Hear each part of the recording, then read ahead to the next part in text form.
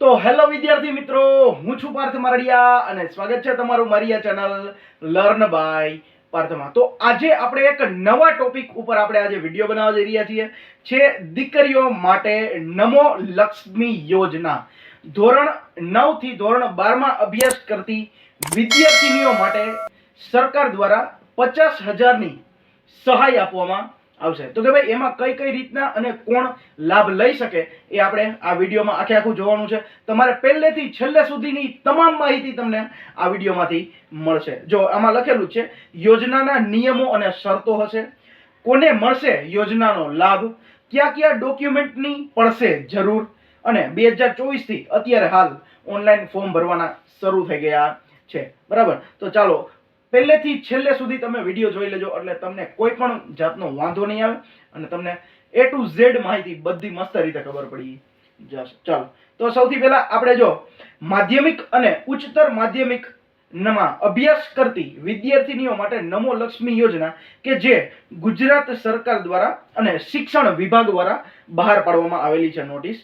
હવે જો એમાં પ્રસ્તાવનામાં એવું લખેલું છે કે ભાઈ રાષ્ટ્રીય શિક્ષણ નીતિ 2020માં પ્રાથમિક શિક્ષણના સાર્વત્રિકરણ બાદ વિદ્યાર્થીનીઓને માધ્યમિક અને ઉચ્ચતર માધ્યમિક શિક્ષણ પૂર્ણ કરે તે માટે આ પ્રકારની સ્કીમ એટલે કે યોજના બહાર પાડવામાં આવી છે. પ્રાથમિક શિક્ષણમાં વિદ્યાર્થીઓના 100% નામાંકન અને સ્થાયીકરણ માટે કન્યા કેળવણીની દિશાઓમાં રાજ્ય સરકાર દ્વારા અસરકારક કામગીરી થયેલ છે અને માધ્યમિક અને ઉચ્ચતર માધ્યમિકમાં કન્યાઓ વધુ પ્રમાણમાં પ્રવેશ મેળવે અને ધોરણ 12 સુધીનો અભ્યાસ પૂર્ણ કરે તે માટે આ પ્રકારની યોજના બહાર પાડવામાં આવી છે. ઘણા બધા વિદ્યાર્થીનીઓ કે ભાઈ જેમાં દીકરીઓને એવું થતું હોય કે હવે ધોરણ 12 પહેલા એ ઘણા બધા ડ્રોપ લેતી હોય કે ભાઈ હવે આપણા પૈસા પહોંચાય એમ નથી તો આપણે શું કરીએ તો ભાઈ અભ્યાસ છોડી દેતી હોય છે ઘણી બધી. એટલે આ રીતે સરકાર દ્વારા ધોરણ 12 સુધી તો ફરજિયાત ભણાવવા માટે આ બધી યોજનાઓ બહાર પાડવામાં આવી છે.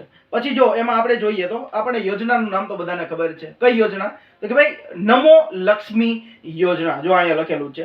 પછી જો હવે આપેલું છે શું તો કે ભાઈ આમાં આપેલું છે લાભાર્થીની પાત્રતા. લાભાર્થીની પાત્રતામાં શું છે તો કે ભાઈ રાજ્ય સરકાર એટલે કે માધ્યમિક અને ઉચ્ચતર શિક્ષણ બોર્ડ દ્વારા કેન્દ્રીય માધ્યમિક શિક્ષણ બોર્ડ તથા માન્યતા પ્રાપ્ત કરનાર શાળાઓમાં આ પ્રકારની નીચે સહાય છે એ મળવા પાત્ર છે. તો એમાં સૌથી પહેલા કઈ 3 સ્ટેપમાં એમાં લખેલું છે. જો સૌથી પહેલું સ્ટેપ કયું છે તો પહેલું સ્ટેપ છે રાજ્યની સરકારી અથવા તો અનુદાનિત પ્રાથમિક શાળામાં ધોરણ 8 નો અભ્યાસ પૂર્ણ કર્યા બાદ 9માં એડમિશન મેળવેલું હોય, આવું પેલું સરકારી શાળામાં ભણેલી હોય અથવા તો અનુદાનિત શાળામાં ભણેલી હોય, ધોરણ 8 નો અભ્યાસ પૂરો કર્યો હોય ને 9માં એડમિશન મેળવ્યું હોય એવી. બીજું છે રાજ્યની ખાનગી શાળામાં એટલે કે પ્રાથમિક શાળામાં પણ RTE ના અંતર્ગત ધોરણ 1 થી 8 માં અભ્યાસ કરેલો હોય એવી છોકરીઓ. ત્રીજું છે A અને B, પેલું અને બીજું જે બે કીધું એના સિવાયની એટલે કે પ્રાઇવેટ સ્કૂલમાં ભણેલી હોય પણ એમના કુટુંબની આવક છે એ 6 લાખથી વધુ હોવી જોઈએ નહીં. 6 લાખથી ઓછી હોય તો આ યોજનાનો લાભ લઈ શકે છે. હવે જો મળવાપાત્ર સહાય. હવે મળવાપાત્ર સહાય એટલે કે ભાઈ આમાં વિદ્યાર્થીને કેટલા રૂપિયા મળશે અને કઈ રીતે રૂપિયા મળશે. તો આમાં મળવાપાત્ર સહાયમાં એવી રીતે કહે છે કે ભાઈ આ યોજના હેઠળ માધ્યમિક અને ઉચ્ચતર માધ્યમિકમાં અભ્યાસ પૂર્ણ કર્યા પછી દરેક વિદ્યાર્થીને ધોરણ 9 થી 12 સુધીમાં 50,000 રૂપિયા સ્કોલરશિપ મળશે. પણ કઈ રીતે મળશે એ આમાં નીચે કીધેલું છે. જો તો કે ભાઈ ધોરણ 9 અને ધોરણ 10 માં ટોટલ 20,000 રૂપિયા મળશે પણ ધોરણ 9 માં 5 મહિના સુધી 500 રૂપિયા, ધોરણ 10 માં 5 મહિના સુધી 500 રૂપિયા. એટલે ટોટલ ધોરણ 9 અને ધોરણ 10 આમ બે થઈને 10 મહિનામાં 10,000 રૂપિયા તમને આપશે અને તમે 10મું પૂરું કરો અને બાકીના 10,000 રૂપિયા છે ઈ ત્યારે ધોરણ તમે 10મું પાસ થાવ તો તમને મળશે. બરાબર, ઈ આમાં કીધેલું છે. પછી ધોરણ 10મું પૂરું થયું અને ધોરણ 11 માં અભ્યાસ એડમિશન મેળવે તો એમાં પણ એવી જ રીતે ધોરણ 11 માં 5 મહિના સુધી 750 એવી રીતે, ધોરણ 12 માં 750 એવી રીતે 5 મહિના. એટલે આ રીતે ધોરણ 11 અને ધોરણ 12 માં 10 મહિના સુધી 7,500 રૂપિયા મળશે. બરાબર, અને 7,500 એટલે ટોટલ 15,000 રૂપિયા મળશે અને ધોરણ 12 પરીક્ષા દઈ અને જો વિદ્યાર્થીની પાસ થાય તો બાકીના 15,000 રૂપિયા એમને મળશે. એટલે આ રીતે ટોટલ 30,000 રૂપિયા મળશે. ધોરણ 9 થી 10 માં 20,000 રૂપિયા અને 11 થી 12 માં 30,000 રૂપિયા. એટલે ટોટલ 20 અને 10 આ રીતે 20 અને 30 એટલે આ રીતે 50,000 રૂપિયા શું થશે વિદ્યાર્થીને સ્કોલરશિપ મળશે. તો હવે આપણે વાત કરીએ તો કે ભાઈ આપણે શું શું ડોક્યુમેન્ટ જોશે એમની વાત. તો કે જો આમાં આપણને ડોક્યુમેન્ટ ક્યાં ક્યાં જોશે એ આમાં આપણને કીધેલું છે. નમો લક્ષ્મી યોજનાઓના રજીસ્ટ્રેશન માટે ખૂબ જ અગત્યની માહિતી. તો કે ભાઈ સૌથી પ્રથમ ડોક્યુમેન્ટ્સ ક્યાં ક્યાં ભેગા કરવા તો એ આપણે જોઈએ. તો સૌથી પહેલા એમાં શું આપેલું છે કે વિદ્યાર્થીનું આધાર કાર્ડ જેમાં આગળ અને પાછળ બે સાઈડનો ફોટો હોવો જોઈએ. જેપીજી, જેપીઈજી અને પીએનજી ફોર્મેટમાં 2 MB ની અંદરનો ફોટો હોવો જોઈએ. એવી જ રીતે માતાનું આધાર કાર્ડ આગળ પાછળ બેયનો ફોટો જેપીજી અને પીએનજી ફોર્મેટમાં.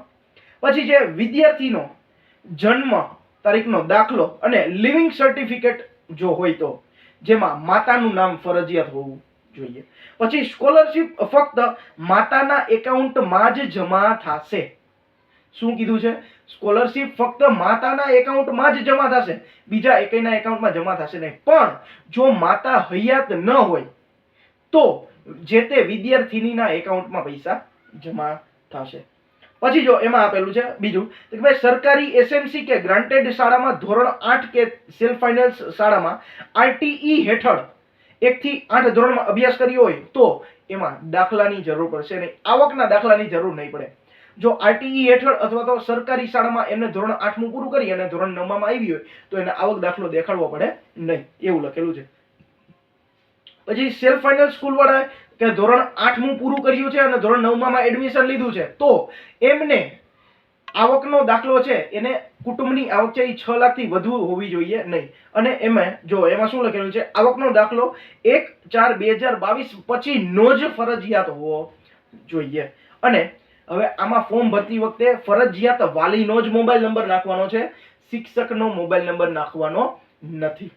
પછી એમાં આપણને લખેલું છે જો હજી શું લખેલું છે કે ભાઈ રજીસ્ટ્રેશનની માહિતી અંગે જરૂરી બાબતો થોડી છે એ આપણે જોઈ લઈએ. તો એમાં સ્વિફ્ટ ચેટ કે જેમાંથી હાજરી પૂરીએ છીએ તેમાં જઈને નમો લક્ષ્મી યોજના અંતર્ગત તેમાં શિક્ષકના કોડ દ્વારા જ શિક્ષકનું રજીસ્ટ્રેશન કરવાનું રહેશે.